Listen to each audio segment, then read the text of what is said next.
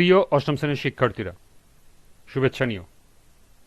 আজকে আমি তোমাদের বাংলাদেশ ও বিশ্ব পরিচয় বিষয়ের নতুন বই থেকে অষ্টম অধ্যায় বাংলাদেশের বিভিন্ন নৃগোষ্ঠী এর 90 পৃষ্ঠার কাজ সমাধান করে দেব। প্রথমে তোমাদের বলবো, যারা আমার চ্যানেলটি সাবস্ক্রাইব করো না তারা আমার চ্যানেলটি সাবস্ক্রাইব করবে এবং আমার সাথে থাকবে। তাহলে চলো আমরা ক্লাস শুরু করি। বাংলাদেশ ও বিশ্ব পরিচয় অষ্টম অধ্যায়, পৃষ্ঠা নং 90, কাজ। সাঁওতালদের সামাজিক, অর্থনৈতিক, সাংস্কৃতিক ও ধর্মীয় জীবনের প্রধান প্রধান বৈশিষ্ট্য উল্লেখ করো। লক্ষ্য করো, এখানে একটি ছক দেওয়া আছে, তারপর বাম পাশের কলমে আছে জীবন অবস্থা, তার মধ্যে আছে সামাজিক, অর্থনৈতিক, সাংস্কৃতিক ও ধর্মীয়। বাম পাশে বৈশিষ্ট্য করে তোমাদেরকে এগুলো বৈশিষ্ট্য লিখতে হবে, সামাজিক, অর্থনৈতিক, সাংস্কৃতিক এবং ধর্মীয় বৈশিষ্ট্যগুলো লিখতে হবে। তো চলো এখন আমরা এর সমাধান দেখে নিই।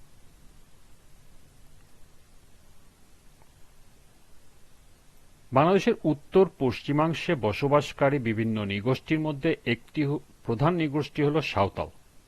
সাঁওতালদের সামাজিক, অর্থনৈতিক, সাংস্কৃতিক ও ধর্মীয় জীবনের প্রধান প্রধান বৈশিষ্ট্যগুলো নিম্নে উপস্থাপন করা হলো। বাম পাশে আছে জীবনাবস্থা, ডান পাশে বৈশিষ্ট্য। প্রথম হলো সামাজিক।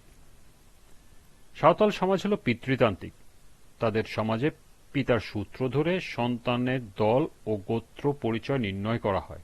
সাঁওতাল সমাজের মূল ভিত্তি হচ্ছে গ্রাম পঞ্চায়েত। পঞ্চায়েত পরিচালনার জন্য সাধারণত 5 জন সদস্য থাকে। এরা হলে মাহঞ্জি হারাম, জগ মাহঞ্জি, জগ পৌরাণিক, গোরেত ও নাইকি। নাইকিকে তারা পঞ্চায়েত সদস্য নয় বরং ধর্মগুরু হিসাবে মনে করে। দ্বিতীয়টি হল অর্থনৈতিক। সাঁওতালদের প্রধান জীবিকা হল কৃষি। বৃহত্তর রাজশাহী, দিনাজপুর ও রংপুর জেলায় তারা মূলত কৃষি শ্রমিক হিসাবে কাজ করে। নারী ও পুরুষ উভয়ই খেতে কাজ করে। তারা ধান, সরিষা, তামাক, মরিচ, তিল, ইক্ষু প্রভৃতি ফসলের চাষ করে। তাছাড়া বাঁশ, বেত, শালপাতা প্রভৃতি দ্বারা নানা প্রকার মাদুর, ঝাড়ু প্রভৃতি তৈরি করে নিজেদের প্রয়োজন মেটায় ও হাটে বিক্রি করে।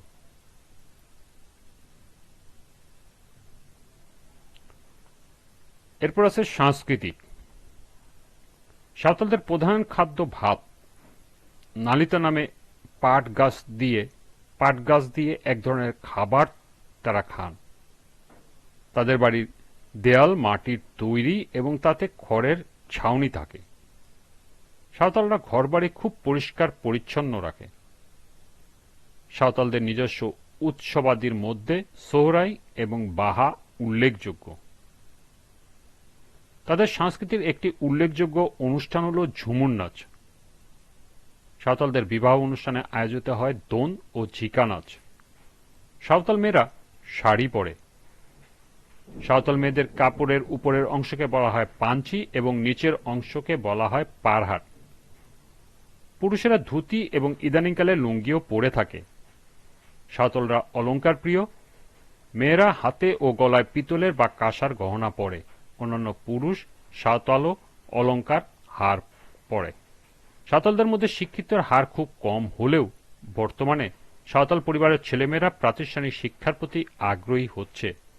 সাঁওতালদের নিজস্ব ভাষা আছে। সর্বশেষ হল ধর্মীয়। সাঁওতালরা প্রধানত প্রকৃতি পূজারী।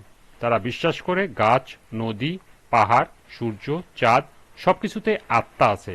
এ কারণে তারা বৃক্ষ, জল, অগ্নি ইত্যাদিকে পূজা করে। তবে এদের একাংশ খ্রিস্ট ধর্ম গ্রহণ করেছে এবং তারা খ্রিস্ট ধর্মের আচার অনুষ্ঠান পালন করে থাকে। সাঁওতালরা তাদের পূর্বপুরুষদের পূজা করে।